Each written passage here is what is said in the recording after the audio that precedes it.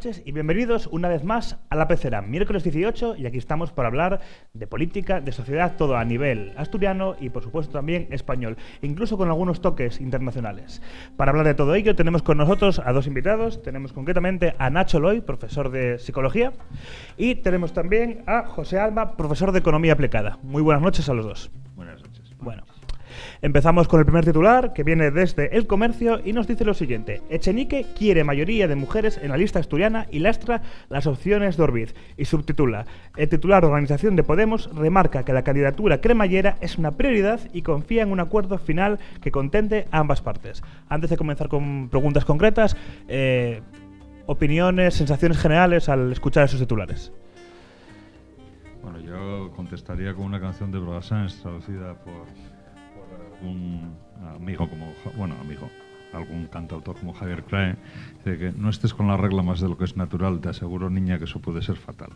Me parece que esto de andar con listas, con milímetros, demás, vamos a ver, una cosa es que tengamos unos márgenes de holgura, es decir, bueno, más o menos se va a procurar que esto sea más o menos igual, pero bueno, o en un plazo, o en todo el estado, o bueno, variando un poquitín arriba o abajo, pero claro, esto de estar ahí al milímetro tratando de decir, bueno, pues ahora aquí vamos a aplicarlo en 53,7%, en el otro sitio un 48,9%, aquí una lista cremallera y tal, me parece una artificiosidad absurda, ¿no? Es decir, hombre, lo natural es que ya vayan saliendo las listas normalmente, que se hagan coherentemente y que después, una vez que estén hechas, se apliquen unos ajustes y digan, oye, chicos, que esto quedó muy descompensado, pues vamos a solucionarlo un poco, pero esta artificiosidad de querer hacer el encaje de bolillos parece un poco extraña, ¿no? Yo creo que es un objetivo absurdo.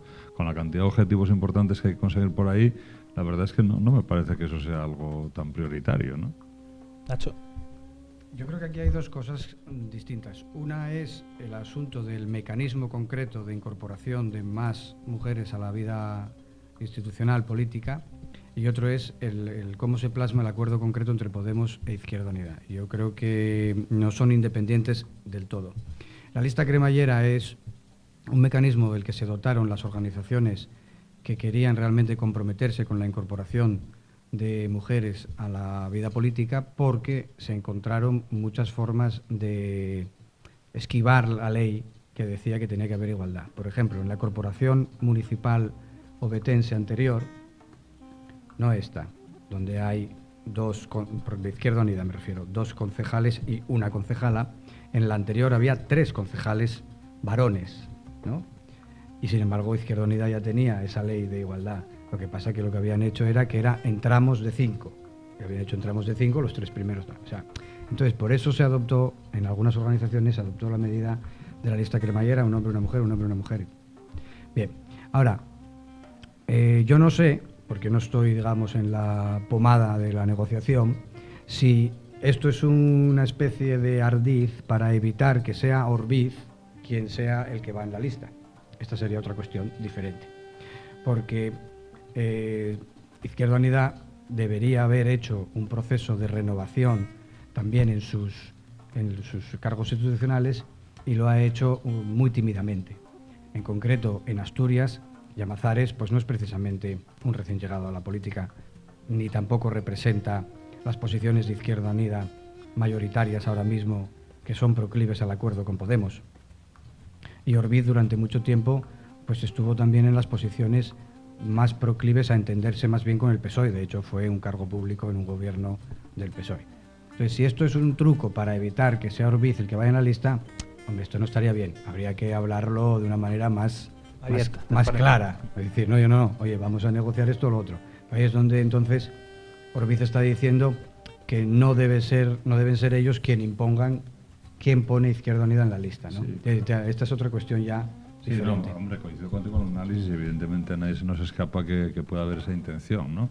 Lo que pasa que, bueno, dar como argumento que tenga que ir la lista cremallera parece algo tan débil, el momento que hay 2 organizaciones que pactan sujetarse a una lista cremallera y tratar de hacer 20 equilibrios a la vez, sabemos que es imposible, ¿no? Pues, bueno, en algún lado hay que dar una pequeña holgura y bueno, pues habría ahí muchas cosas que discutir, ¿no? Y después incluso desde la perspectiva de Izquierda Unida, bueno, pues yo no sé si Izquierda Unida o Izquierda Asturiana, porque claro, desde el punto de vista de cargos representativos, de políticos electos, Izquierda Unida Asturias, respecto al total español, tiene un peso fundamental, ¿no?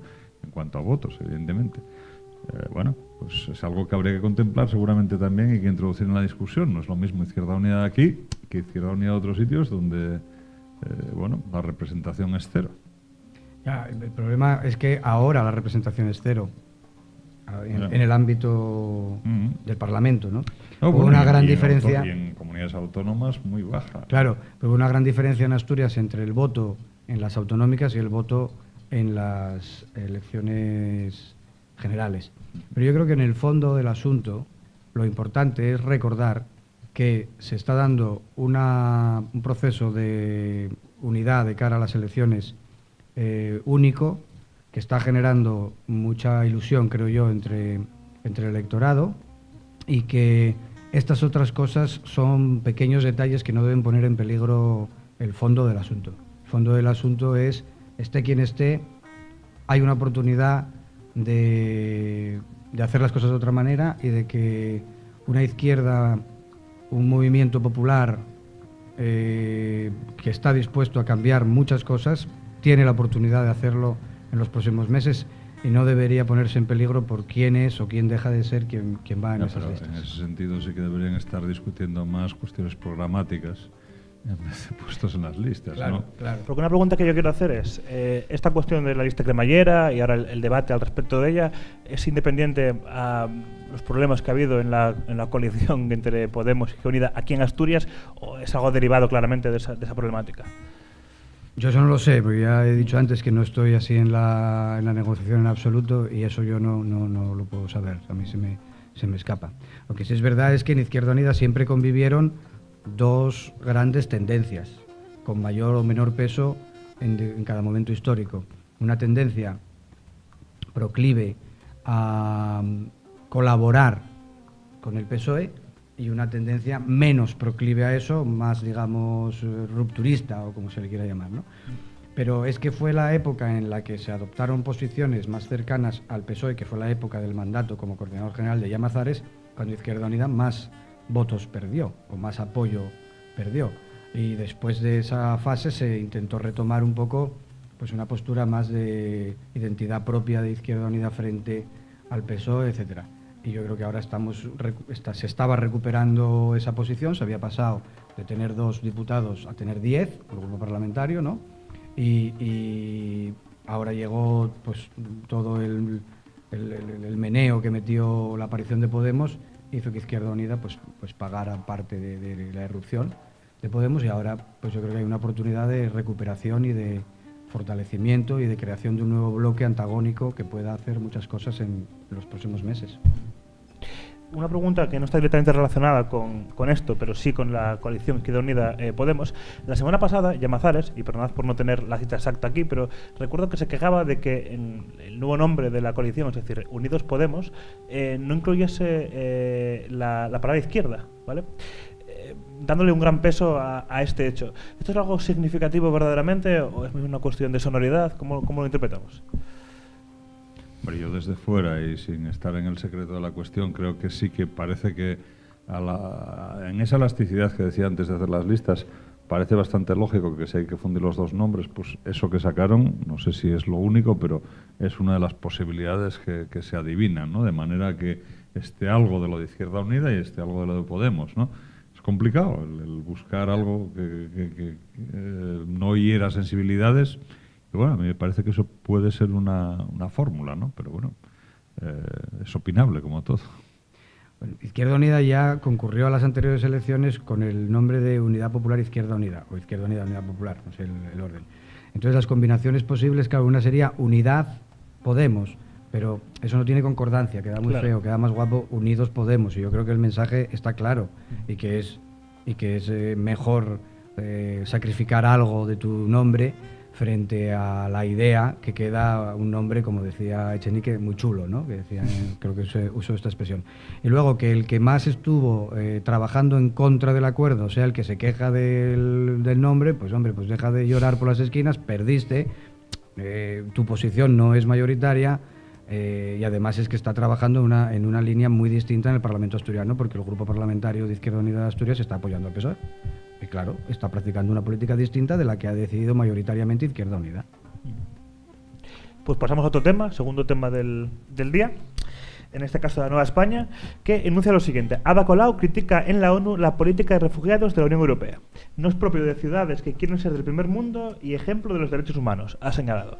Vale, aquí hay muchas cuestiones sobre las que reflexionar, es decir, sobre la posición mismamente de Ada Colau y, por supuesto, si verdaderamente cuál es la política respecto a refugiados de la Unión Europea, valorar este tipo de cuestiones. Ahí creo que nadie puede estar en desacuerdo con esas formulaciones, ¿no? Evidentemente, yo creo que todos los europeos, incluidos los que han dado lugar a los acuerdos estos bastante tenebrosos, estamos decepcionados con la actuación de la Unión Europea, pero claro, la cuestión está en el cómo, ¿no? Y a mí hay una pregunta que me surge siempre, sabiendo que durante meses la Unión Europea lo está haciendo absolutamente fatal, y habiendo 4 puntos cardinales, resulta que todos los refugiados se vienen hacia la Unión Europea, no a ninguna de las otras posibilidades alternativas que tienen a la hora de escapar de su zona. Y eso algo querrá decir, ¿no? Entonces, yo creo que a veces los europeos nos fustigamos, nos hacemos mucha autocrítica, y está bien, porque realmente debemos dar una solución ahí. Lo que pasa es que tenemos que ver también comparativamente cuál es la situación. Después de saber lo que está pasando, la gente sigue viniendo hacia Europa. Por algo será, ¿no? O sea que lo que hay que hacer es tratar de ver algún tipo de fórmulas, pero que son muy complicadas. Son muy complicadas porque realmente hay que poner sobre la mesa que hay conflictos que en su día se plantearon como incluso esperanzadores, que acabaron siendo un desastre. Egipto, Siria,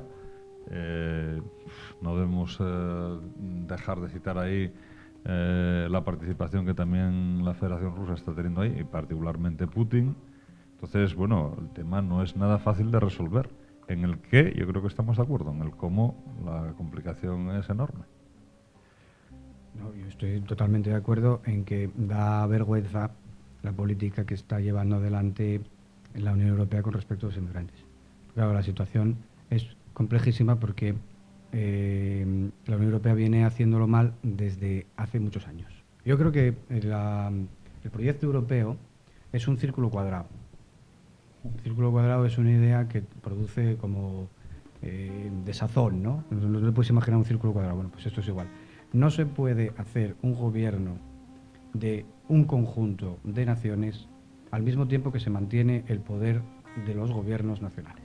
Eso es imposible. Eso es una contradicción. Y como no se puede hacer, pues entonces la política exterior europea no existe. Europa no tiene política exterior, propiamente dicha. Tiene la política de seguir los mandatos de Estados Unidos y no hace otra cosa. Entonces, cuando Estados Unidos decide invadir Irak, aparecen varios países pelotas, entre otros el nuestro, con un presidente que en ese momento quería hacerse famoso por no sé por qué, que tenía ínfulas de pasar como un gran estadista a la historia de la humanidad y tal. Y entonces pues se les ocurrió ir para allá, meternos en una guerra que ni nos iba ni nos venía. Pero esos fueron los 3 comparsas, los 3 títeres de, en ese momento, una intervención que fue un desastre y que no es independiente de lo que está pasando ahora, porque es la desestructuración de Irak lo que ha permitido que operara por allí un nuevo grupo al que se denomina terrorista, que es ellos les denominan autodenominado Estado Islámico, ¿no? Bien, eso es un monstruo que crearon ellos, igual que el anterior monstruo Osama Bin Laden lo habían creado ellos, igual que el anterior monstruo, el gran dictador de Irak, lo habían creado ellos. Siempre los crean ellos y se les escapan de las manos. Y entonces, para solucionarlo, lo que hacen es más de la misma medicina, hasta que no se pongan a recapacitar que todas las intervenciones que están teniendo en esa zona, el consentimiento de la opresión de Israel sobre Palestina, que es otro elemento fundamental de desestabilización en la zona, y mientras no tome medidas Europa para tener su propia política exterior propia, vamos a estar igual, siempre poniendo parches. Y el último parche, pues es que, claro, se les fue de las manos, millones de personas escapando de morir y los países no quieren acogerlos, claro. Entonces, coincido plenamente con Nacho en esa imposibilidad de a la vez hacer un gobierno de todos, pero manteniendo el gobierno de las partes, ¿no? Y la enorme problemática que se le plantea a la Unión Europea a la hora de definir cualquier política exterior. De hecho, prácticamente el único tema en el que la Unión Europea ha tomado una bandera ha sido el tema del cambio climático. Nada más. O sea, si quitamos ese, no hay ningún otro en el que haya adoptado ningún liderazgo. Pero después tiene también un problema añadido la Unión Europea, que es morir de éxito. Ahí cuando empezó todo el proceso de integración en Europa, en los años 50, pues había los que querían más integración, los que querían menos integración. Estaba después toda la Europa del Este en otra organización, de manera que ahí convivieron, a partir de 1960, por una parte la Comunidad Económica Europea, con solo 6 estados, inicialmente, la EFTA, con Gran Bretaña y una serie de países, empezando por Portugal, Austria, países escandinavos y demás, que querían una menor integración, y después estaba el bloque del Este. Pero claro, de 6 estados que había más o menos homogéneos, Benelux, Francia, Italia y Alemania, en un principio, en este momento hemos pasado a 28. No solamente es la heterogeneidad, pensemos en la frontera. O sea, si nosotros tenemos un circulín pequeño y medimos alrededor de ese circulín, pues hay muchos menos vecinos que cuando ese círculo lo hemos agrandado tantísimo como está ahora. De esa manera, durante los años 60, ¿qué pasa? Pues durante los años 60 y 70, la Unión Europea, la entonces Comunidad Económica Europea y las otras comunidades, pasó después a ser Unión Europea a partir del 92, pero inicialmente tenían una capacidad, digamos, de tratar de propiciar un entorno favorable. En España, por ejemplo, se nos olvida mucho el acuerdo de 1970, cuando veían que la dictadura franquista estaba ya en los estertores y demás, que plantearon pues, que en España hubiese por lo menos una tranquilidad económica y nos dieron un tratado comercial buenísimo para España, completamente asimétrico, por el cual nosotros podíamos vender mucho a Europa y sin embargo no nos veíamos comprometidos a comprarles, ¿no? Bueno, y eso mismo hacían con todos los países de alrededor. Pero claro, ahora el alrededor de los 28 es un alrededor enorme e inmanejable y mucho más, digamos, entre comillas, salvaje que el que podía haber cuando eran solo unos pocos países, ¿no? De manera que esa iniciativa de integración que empezó con 6 ha ido recogiendo caídas de la EFTA y del CAEM. Y finalmente estamos 28 estados ahí. Eso es inmenso. Inmenso, y tenemos una frontera enorme y que resulta muy difícil, digamos, establecer esas acciones que siempre se plantean como positivas en esos países, ¿no? Tratar de propiciar la democracia, el desarrollo económico, cuestiones que serían importantísimas para evitar todas esas tensiones, claro, antes de que llegasen a la frontera. ¿Qué provoca este rechazo a la acogida de los refugiados? Hablamos de cuestiones económicas, políticas, incluso religiosas. ¿Cuál es el problema? Yo creo que sobre todo es la existencia de una posición muy conservadora en general en los países más importantes de Europa, ¿no? Que acogieron muchísimos inmigrantes durante muchos años. Alemania, Francia, etcétera, pero ahora están triunfando posiciones muy conservadoras en todos esos países y les pasan factura a los gobernantes de esos países. Si tú adoptas una política de puertas abiertas, pues pierdes las siguientes elecciones. Es casi seguro, ya está pasando, ¿no? Y entonces, pues, con partidos muy conservadores en toda Europa que practican una política de estrechamiento de las posibilidades del Estado y que se mantienen gracias al alto nivel de bienestar, como decía José antes, ¿no?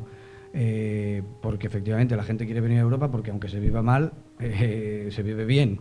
Quiero decir, ¿no? Aunque estemos pasando problemas, se vive mucho mejor que en muchísimos otros países, pero la gente tiene miedo a perder pues esos estatus, esa situación que tiene y no quieren abrir mucho las fronteras.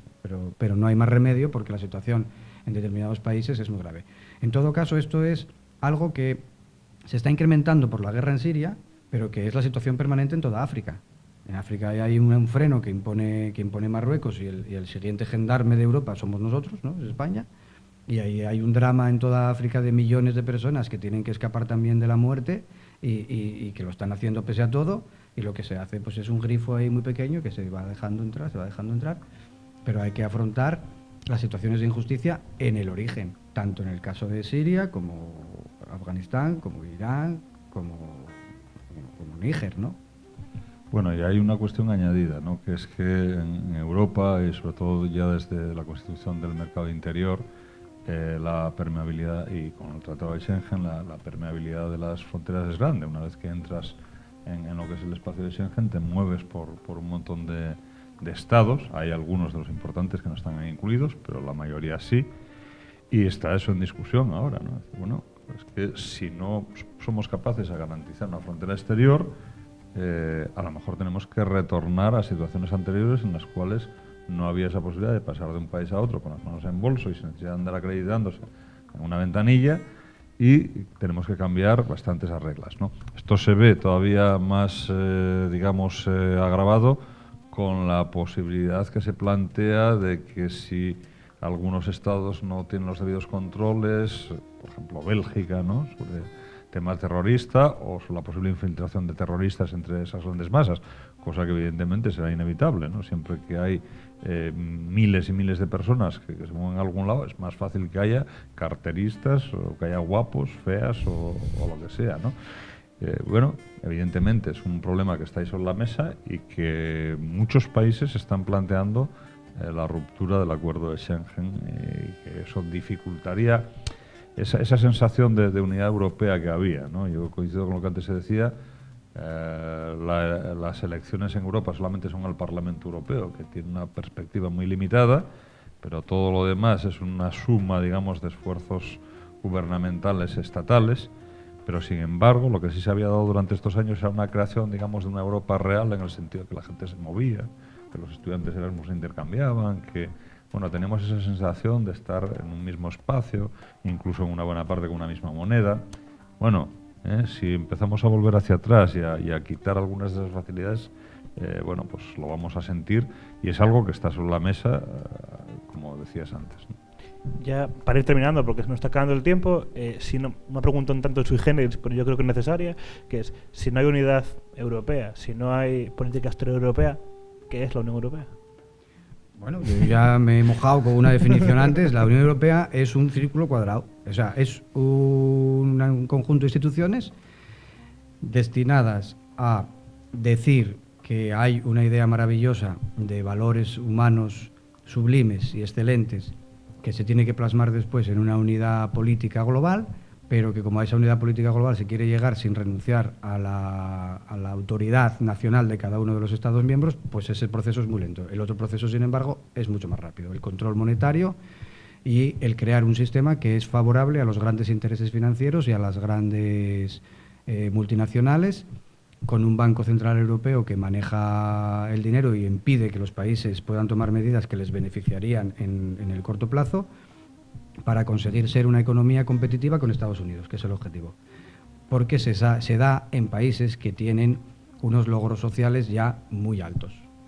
España, y seguramente Grecia y Portugal, los países que están en esa zona, pues eran países en donde las economías, las políticas sociales no se habían desarrollado tanto como en otros países europeos, y cuando se adoptan las medidas de recorte por parte de los fondos del Estado, estos países empiezan a sufrir muchos más problemas de ese tipo, porque no habían desarrollado del todo eso que se llama el estado de bienestar. Estábamos estábamos ya incorporándonos a niveles así, y entonces cuando digo que es un círculo cuadrado, pues el Parlamento no legisla exactamente, pues sacan unas leyes en las que en el momento en que un país poderoso, los países poderosos son los que tienen muchos habitantes y mueven mucha pasta, porque claro, no es lo mismo Bélgica que Alemania. Cuando uno de los países poderosos no les va bien una de las leyes, pues entonces la ley se convierte en una cosa que dice los países miembros se comprometen a tomar las medidas necesarias para que las medidas necesarias sean tomadas, y en el plazo de 20 años converger en una política común y tal. Y empiezas a leer una normativa europea y muchas de ellas te quedas como, ¿qué dice? Lo de Bolonia, mismamente, el documento que se firma, que pone en marcha el plan de modificación de la universidad con Bolonia, pues es un texto de 3 o 4 páginas que no dice nada de nada. O sea, que los países se comprometen a que sus sistemas sean coherentes y que se puedan intercambiar entre ellos y tal. Pero no exige a ningún país que tome ninguna medida. Bueno, hay que acabar, así que una conclusión final rápidamente, José. Bueno, yo defendería bastante el tema de la Unión Europea, porque las cosas son muy complejas y desde luego, si miramos la perspectiva histórica, evidentemente una ejecutoria de haber ido integrando, incluso estabilizando algunos estados, incluso favoreciendo pues ese progreso hacia el bienestar y desde luego un mantenimiento de un ambiente de paz y demás. Ahora, lo comentábamos antes, evidentemente el sistema no va a ser el dotarnos de de unas instituciones como las que tenemos, y se ponen de manifiesto muchas contradicciones por hacer unas cosas de una forma y otras cosas de otra. Diciendo lo que tú comentabas del círculo cuadrado, efectivamente, aquí hay algunas piezas redondas y otras cuadradas, y es imposible que encajen. Es imposible que encajen unas piezas con otras. Habría que ir a desde luego, una mayor participación, una visión más clara de cómo se aplica algo en toda la Unión Europea, porque claro, si no, en el momento que tienes efectivamente una política monetaria que es común para mucha parte, para lo que es la eurozona, y tienes después unas condiciones distintas de los países, se producen esos llamados shocks asimétricos, esos problemas que se están dando con tasas de paro impresionantes en algunos países o con repercusiones que por cierto, están previstas, ¿no? Yo muchas veces les paso a los estudiantes en la facultad un artículo de Paul de Groff de hace bastantes años, yo creo que es de finales del siglo XX, y bueno, ahí incluso se tomó la libertad de decir, imaginémonos un país, llamémoslo España, ¿no? Y te calca pues 10 años antes, ahora. No, 10 años antes yo creo que el artículo es del 98, te calca la crisis que va a pasar 10 años después, ¿no? Marx también dijo normalmente los alumnos me dicen, pero ¿cómo no le hicieron caso, no? Pero es que lo calca con pelos y señales, ¿no? Entonces, bueno, son cosas que resultan difíciles de manejar, y sobre todo, claro, esos intereses que hay de una y otra parte. Tenemos ahora todavía ahí encima de la mesa el tema del Brexit, las consecuencias que puede traer, ahí hay mucha tela que cortar.